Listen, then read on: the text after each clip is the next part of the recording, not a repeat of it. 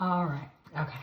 So my friend challenged me to give one of my best testimonies. So I'm just going to do it. I remember this is when God absolutely showed up. There was absolutely no way that this could have happened except for Him, except for divine intervention. I remember I was in the military and I was in the Air Force. You used to have to study a test or study and test in order to be promoted. And I had taken this test like 5 times. It was not going well for me. And this next time I was about to get out the military, and I'm like, God, if it's your will for me to be promoted, I'm pretty sure you're going to need to step in and you're going to need to do this because it doesn't seem to be going. I only have this chance, and then I'm getting out the military. So I studied. I'm like, well, I still got to do what I got to do. So I studied my butt off. I sat down. I put in hours of studying. And then I went and I sat down and I took that test.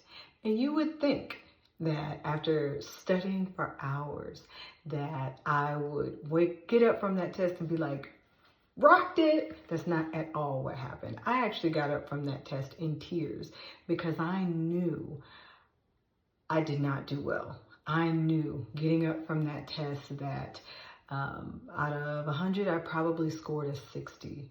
Like, it was not great. I did not do well on this test. And I went out the room and I went to the car. And I'm not going to lie to you, I cried a little bit like, God, you said you was going to help me, but okay. I know what I just scored. So it is what it is. If I'm going to be promoted, it has to be by your hand because I certainly did not go in there and show out.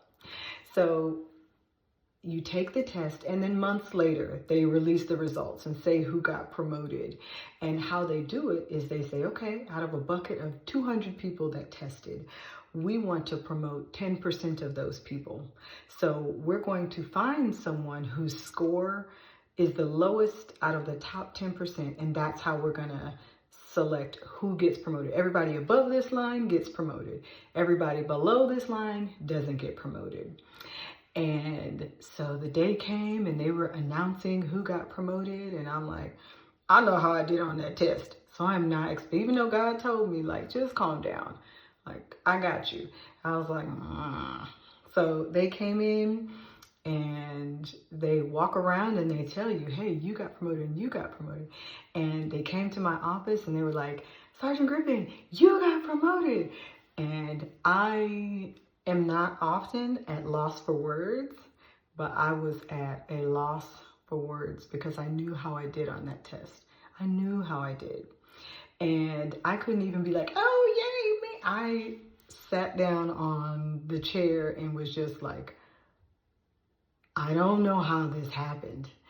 And later that day, they released the actual score sheets so you can see how you did. And I'm like, maybe I didn't do as bad as I thought I did.